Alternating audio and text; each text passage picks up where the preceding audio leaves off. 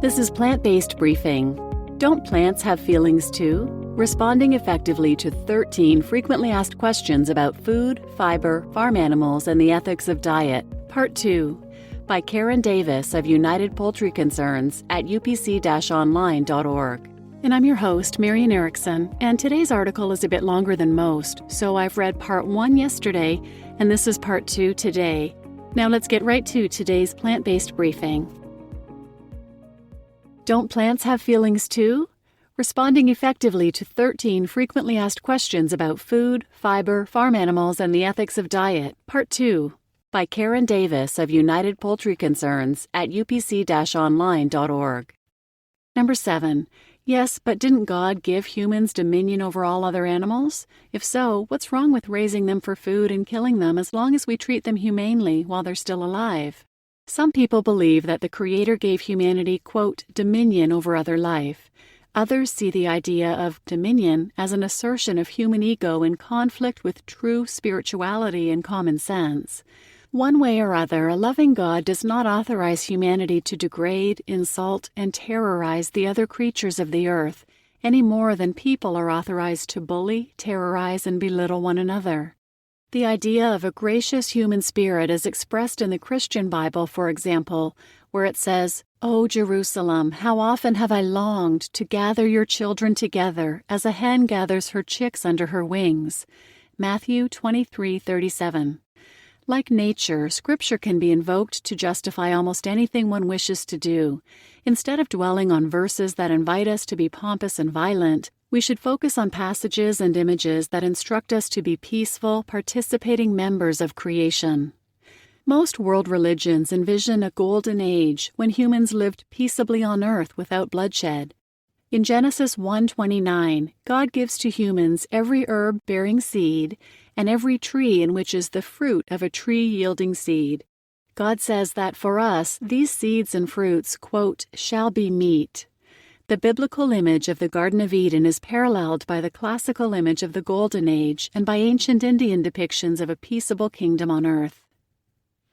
Number 8. Aren't humans natural meat eaters? Aren't we omnivores designed to eat plants and animals?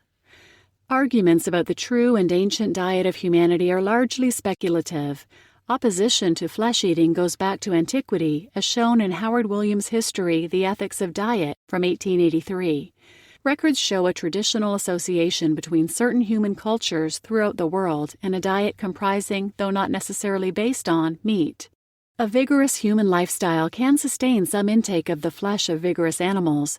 However, westernized populations are not active by Stone Age standards, and the mass-produced animals whose body parts and secretions they consume are forced to live sedentary lives in filth and confinement because natural activity expends energy that, quote, wastes feed.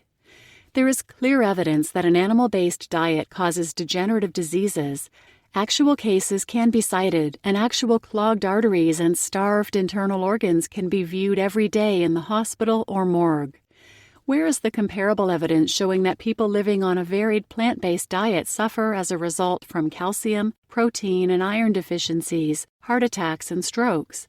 Studies currently conducted by Dr. Dean Ornish and Dr. T. Colin Campbell in the U.S. and China show the opposite. European travelers in the 18th and 19th centuries marveled at the vigor and longevity of peasants in Turkey, Russia, South America, and elsewhere. They were amazed that people living on such, quote, impoverished fare as rice, beans, millet, and potatoes could be so hardy and long-lived. While there is no evidence that the human body needs animal products, there is abundant evidence that the human body thrives on a nutritious plant-based diet. Number 9. There's no such thing as cruelty-free food. To raise animals, you have to kill animals, pests, who would otherwise eat up your crops, like rodents and insects. What's the difference between directly killing animals for food and killing them to protect crops and grains? Assuming that all known methods of harmless self-protection have been exhausted, there is still a definite difference between defending oneself from predators, including insects, and deliberately bringing creatures into the world to suffer and be killed for one's appetites and habits. We kill bacteria to defend our teeth from decay. Only thoughtlessness considers this the same as, or a justification for, slaughterhouses and the violence surrounding them: castration, debeaking, starvation, force-feeding, electrical shock, etc. Number 10. What's wrong with eggs and milk? Eating dairy products and eggs is not the same as eating animals, is it? Vegetarians do not eat animals, but according to the traditional use of the term, they may choose to consume dairy products and eggs, in which case they are called lacto-ovo, or milk or egg, vegetarians. These distinctions are essentially academic, as the production of eggs and dairy products involves enormous killing, as does the production of meat.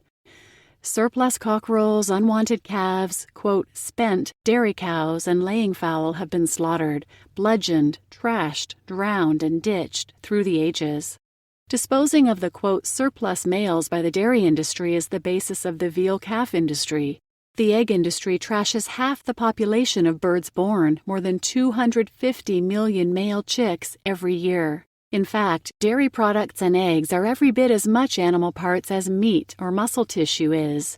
No less than muscles, these parts derive from and comprise within themselves the physiological, metabolic, and hormonal activities of an animal's body and a magnitude of bodily expense.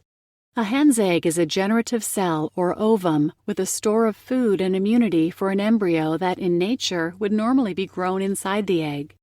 Milk is the provision of food and immunity that is produced by the body of a female mammal for her nursing offspring. Milk, literally, is baby food.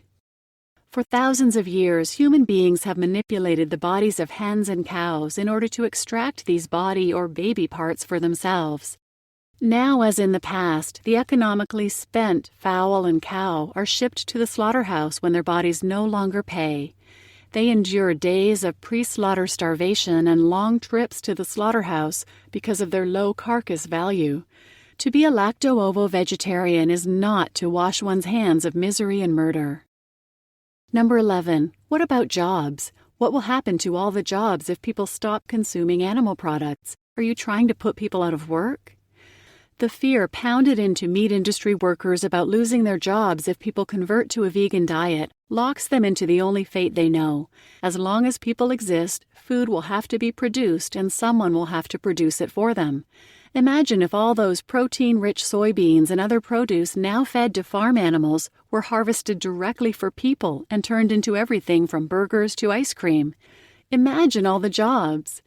The huge amount of money that is now being spent to patch up human bodies ravaged by animal-based diets and to clean up an environment increasingly polluted by farm animal waste could be used to retrain workers and redirect food technologies. As consumers, we can use our enormous purchasing power to speed technological conversion to the production of all vegan foods. In retooling, producers will create their own competition, hiring just as many workers as before in order to feed the hungry-as-ever human population. Number 12. What about human problems? Why concentrate on animals when so many suffering people need help? Are mothers against drunk drivers badgered with why they are not working instead for battered women or abused children or some other cause? Were Americans who fought against slavery attacked for ignoring the plight of white people? Choosing a particular issue does not mean that one is indifferent to other concerns. Animal abuse, like child abuse and spouse abuse, is a human problem. The world that we have made for farm animals to live in hurts people as well as the animals, and offers good evidence that hardening of the sensitivities is an even worse disease than hardening of the arteries. As human beings, we have a responsibility to the victims of our society and our species, whoever and wherever those victims may be.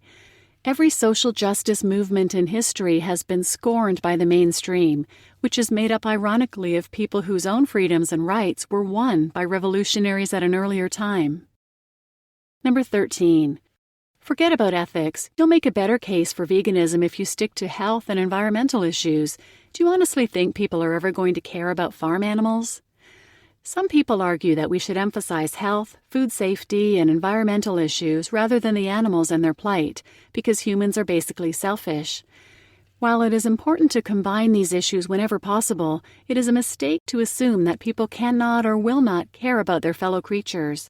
Just as we owe it to our animal victims to rescue them from cruel and degrading circumstances, so we owe it to them to be their voice. To insist that most people will never care about farmed animals is to create a self-fulfilling prophecy.